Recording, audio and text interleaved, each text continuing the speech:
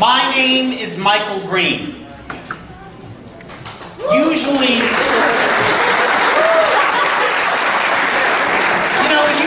when I say my name is Michael Green, people erupt with thunderous applause. Wait for it, wait for it. Wait for it, Lauderdale. You ready to taste some wine? Ready to say, welcome to Fast Track to Wine Expertise. Ladies and gentlemen, my name is Michael Green. Yeah! So nice when you don't have to ask for it. In the short time I have with you, I am going to make you feel more comfortable and more confident with a beverage that I am so passionate about. In the short time I have with you, I am going to condense 32 weeks of wine education into 20 minutes. But before I get started, I'd like to find out a little bit about you. How many people here drink wine on a regular basis? 5 to 10 times a day. Call me. Call me. And has anyone here never been to a wine tasting before? Okay, you can leave. I'm only kidding. All you need is a corkscrew and a bottle, or a screw cap bottle, or a bag in the box to enjoy a bottle of wine. Let's start with week 1. Wine is made from grapes. Wine is the fermented juice of grapes, and the way you make wine is very simple. Sugar, which is found in the grape, plus yeast, which is found on the skin of the grape. Or you can add yeast, like you're making bread, cheese, or beer. Sugar plus yeast is going to give you a chemical reaction. Alcohol. Alcohol. Do I need an applause sign back here? Alcohol. Alcohol plus CO2, which is a gas. If you were to keep that gas in the bottle, what type of product might you have? Sparkling. Champagne or sparkling wine. But most products we come in contact with, most wines, the CO2, the gas goes away, and we're left with a wine that has between 10 and 14% alcohol. Woo! You guys are quick on your feet. I like you guys. We're now on week 9. How many of you have walked into a wine shop before faced with a dizzying array of selections? 200 different Chardonnays, 500 different Cabernets, not knowing what makes one wine taste different from another? Yes. Scenario number 2. You walk into your favorite restaurant and you're presented with the wine list. And while we were taught to read from left to right, our eyes dart right to the right-hand side of the page, the price. It's amazing to me, as someone who loves wine so much, how many people order a bottle of wine with no earthly idea of what the wine will taste like. I'm going to suggest, if we take a macro approach to the world of wine, there are 5 things that will make one wine taste different from any other wine you will come in contact with. Number 1, the grape or grapes. More than anything else, it's going to be the raw material, the grape, that's going to give you the taste of wine. Now, there are over 10,000 grapes grown around the world, and you know many of them. Chardonnay, Cabernet, Sauvignon Blanc, Merlot, Pinot Gregario. Can you hear the jokes in the back? Number 2, region. And this is a great tip. If you know a little bit about geography, you'll know a lot about what a wine will taste like. Wines that come from cooler places, where the grapes don't have the opportunity to get as ripe, will taste lighter. Think Marlborough, New Zealand. Wines from warmer places, like the heat of the Napa Valley floor or southeastern Australia, will be more full-bodied and have higher degrees of alcohol. Yeah. Number 3, soil.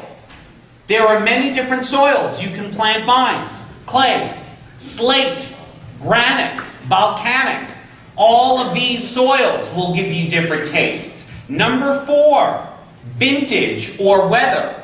For me, a bottle of wine is a snapshot in time of one growing season. Certain years might be sunny, certain years might be haily or frosty or rainy. And different years will be different. And lastly, how was the wine made? 5, or winemaking. Example, thousands of choices a winemaker can make. Where to plant, how to ferment, when to harvest. This side of the room, you guys, you all go out to Napa Valley and harvest Chardonnay grapes and put them in oak barrels. So the resulting wines will taste this side of the room. Thank you. And this side of the room, I take those same Chardonnay grapes and put them in a stainless steel or other impermeable vessel, and the resulting wines might just taste fruity. So, the next time you go to purchase a bottle of wine at a wine store or in a restaurant, you ask yourself, what's the grape? What's the region? What's the soil? What was the vintage like? And how was the wine made?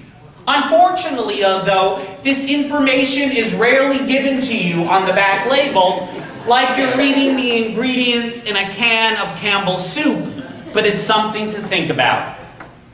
We're now on week 23. If I can get serious for a moment.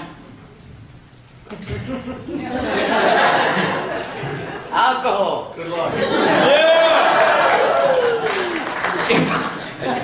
If I could get serious for a moment, part of the occupational hazard of my work is that on a weekly basis, I need to taste more than 200 wines in a week.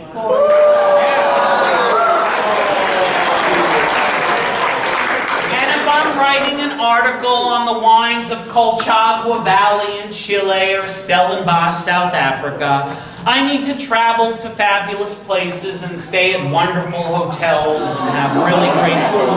But also, I might need to taste through 200 wines in a morning. You were late on that cue.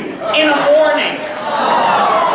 If there was not a methodology as to how to taste wine, I would generally be on the floor by 8 a.m.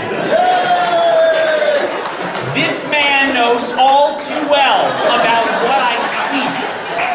I'm going to suggest today a way to taste wine as a way to remember it. I call it the 6 S's of wine tasting.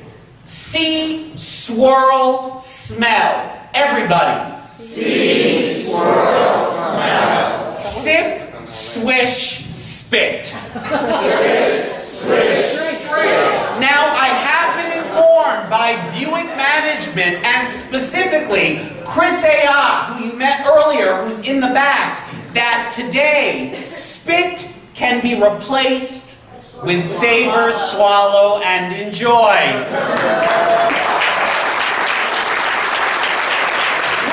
Up our first glass of wine, our white wine.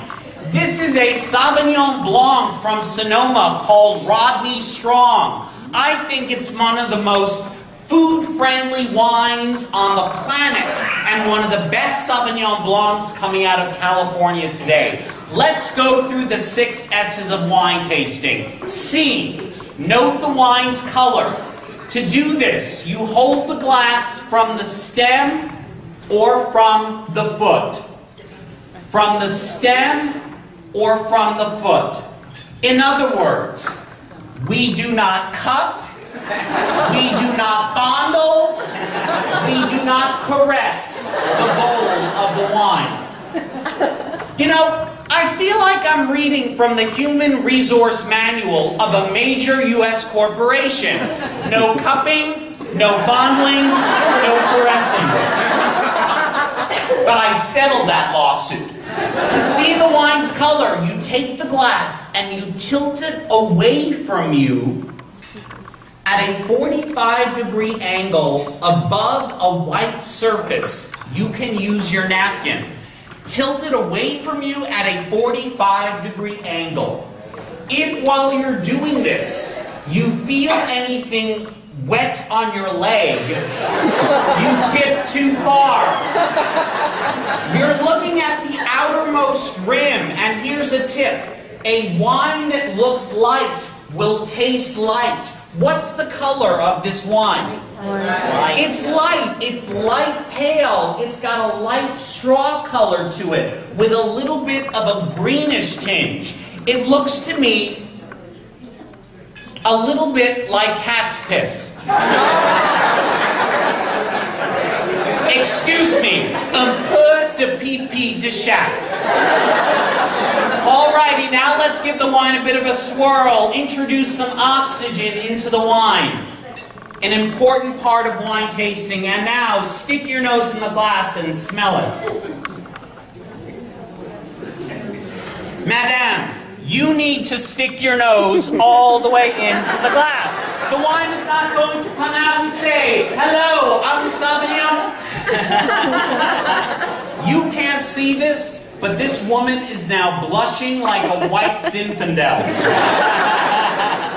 See, swirl, smell is a vital part of wine tasting. The majority of taste is smell.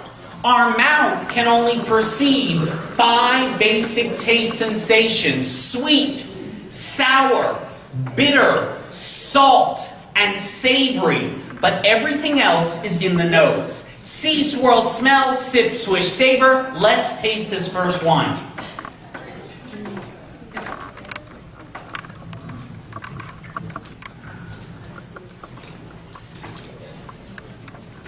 Was this wine skim milk, regular milk, or heavy cream? Skim milk. I was really asking, is this wine light, medium, or full? To me, this wine is light, clean, crisp, and dry, and the finish makes me want to go like this.